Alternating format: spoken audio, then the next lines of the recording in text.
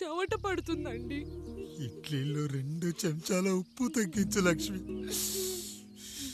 ఎలాగో మనం పేదోళ్ళమే కదా, కనీసం ఉప్పు ఖర్చైనా తగ్గుతుందనుకో.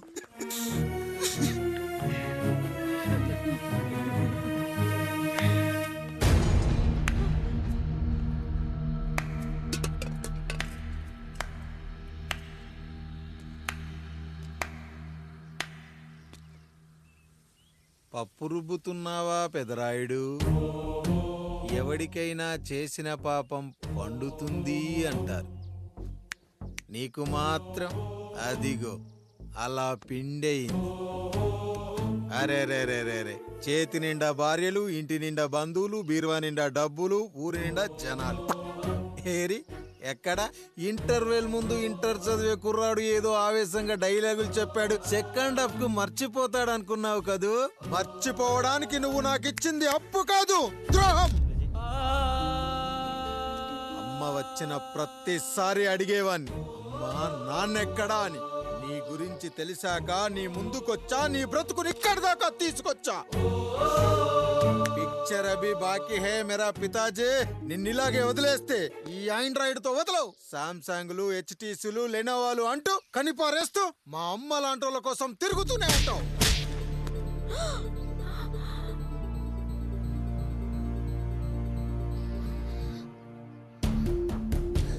అమ్మా అమ్మా ఛీ, నన్నలా పిలవకురా. ఎవరిని పట్టుకొని ఎన్ని మాటలు అంటున్నావురా? రాయికి వరమిచ్చిన రాముడు దేవుడైతే, ద్రౌపదికి చీరిచ్చిన కృష్ణుడు దేవుడైతే, నాకు బిడ్డనిచ్చిన ఆయన కూడా దేవుడేరా. ఏంటి ఇలానే వదిలేస్తే బిడ్డల్ని కంటూ వెళ్తాడా? అసలు ఆయన కంటూ సొంతంగా ఒక్క బిడ్డ కూడా లేడు.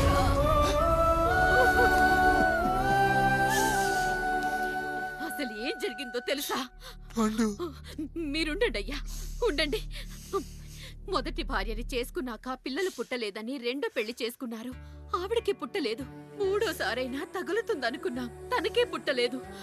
పిల్లల కోసం పెళ్ళాలని మార్చాడే కాని వాళ్ళని వదిలేయలేదురా. అదిరా మా పెద్దయ్య మనసు. ఆయన దగ్గర బాణం ఉంది కానీ లేదురా, లేదు. అసలు నీ తండ్రి ఎవరో నీకు తెలుసా? తెలుసా? ఇదిగో ఈ కాముడేరా నీ తండ్రి. గేదె నల్లగా ఉన్నంత మాత్రాన పాలు తెల్లగా ఎలా ఉన్నాయనే కదరా నీ ప్రశ్న. దానికి సమాధానం చెప్పాలంటే, ఒక వర్షం కురిసిన రాత్రి నేను 9వ నెల బాలింతగా ఉన్నప్పుడు. పండు పండు, ఇదిగో. ఏమిటండి ఇది? నిద్రలేస్తే నేను, బయటికెళ్తే గంటోడు, పక్కకెళ్తే పాలేరు, ఎప్పుడూ తిరిగే తాయారు. రోజు మమ్మల్ని చూసి చూసి బిడ్డ కూడా జిడ్డు మొహం వేసుకుని పుడతాడేమో అని భయంగా ఉంది. కడుపులో ఉన్నప్పుడు మనం ఎవరి మొహాలైతే చూస్తామో అచ్చం వారి పోలికలతోనే పుడతారంటారు. పొరపాటున నా పోలికలతో పుడితే? అదేంటి కాముడు, నీకేం తక్కువ? జుట్టు ఉండాల్సిన చోట లేకుండా అవసరం లేని చోట విపరీతంగా పెరిగిపోతుంది.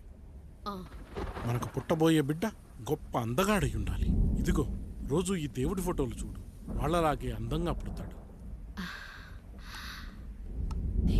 కడుపుతో ఉన్నప్పుడు ఎవరి ఫోటో చూస్తే ఆ పోలికలతో బిడ్డ పుడతాడా?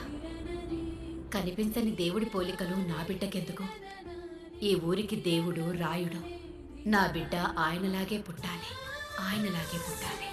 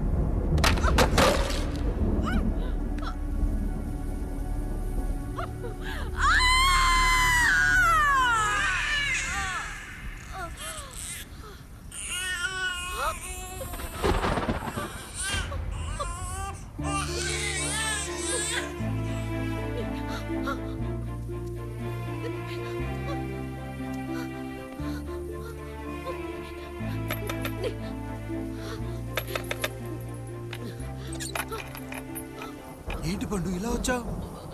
అయ్యా, తప్పు జరిగిపోయింది పెద్దయ్య. ఏం జరిగింది? అసలే నువ్వు ఒట్టి మనిషి కూడా కాదు. ఒక్కసారి ఇటు చూడండి అయ్యా.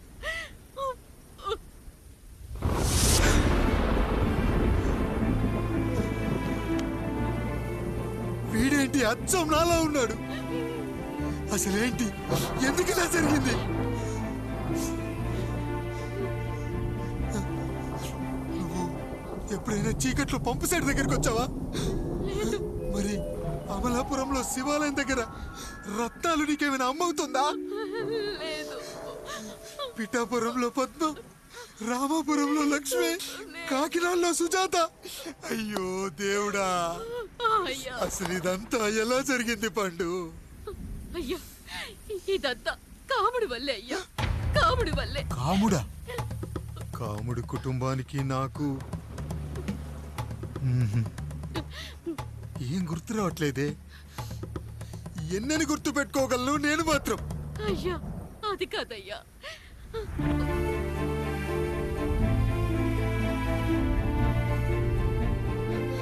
అలా రోజు మీ ఫోటో చూసి చూసి అచ్చం మీలాగే పుట్టాడు. అయ్యో, నా పోలికతో బిడ్డ కావాలనుకోవడం ఏంటి పండు?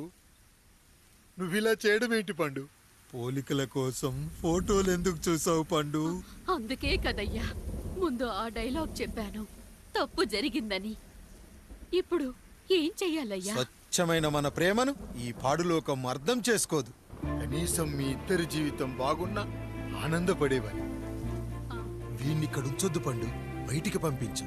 బయటికి పంపించి బాగా చదివించు, గొప్పవాణ్ణి చెయ్యి. వీడికి అయ్యే ఖర్చంతా నేనే భరిస్తా. అవసరమైతే ఆ డబ్బు కాముడి జీతంలో కట్ చేద్దాం. అయ్యా, వెళ్లే ముందు వీడికొక పేరు పెట్టండి అయ్యా. వీడు ఇంకో రాయుడు, అంటే ఇంగ్లీష్లో అండ్ రాయుడు, అండ్ రాయుడు.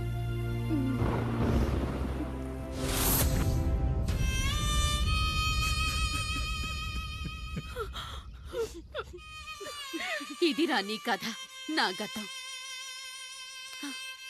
నిన్ను చదివించడం కోసం ఆయన మీ నాన్న జీతంలోంచి నెలకి 3,000, 4,000 కోసేసిచ్చేవారు.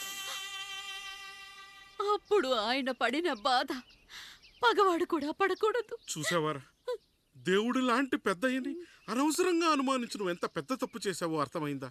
ఒకడు నిమ్మకాయ పెట్టి పసుపు వేసి ఉప్పు కలిపి పులిహోర చేయొచ్చు, కానీ ఆ పులిహోర ఎప్పటికీ దేవుడి ప్రసాదం. నువ్వు ఆ దేవుడి ప్రసాదం. ఇక ఆయనే మీ నాన్న. చూసావా అమ్మా, ఈ రోజు నుంచి నాకు 3 అమ్మలు, 2 నాన్నలు. నీకు మాత్రం ఒక్కడే భర్త, నాన్నకు మాత్రం ఒక్కటే భార్య. మా నాయనే. అయ్యా, బిడ్డను ఒక్కసారి ఎత్తుకొని తిప్పండి అయ్యా. బాబు, నాన్నా,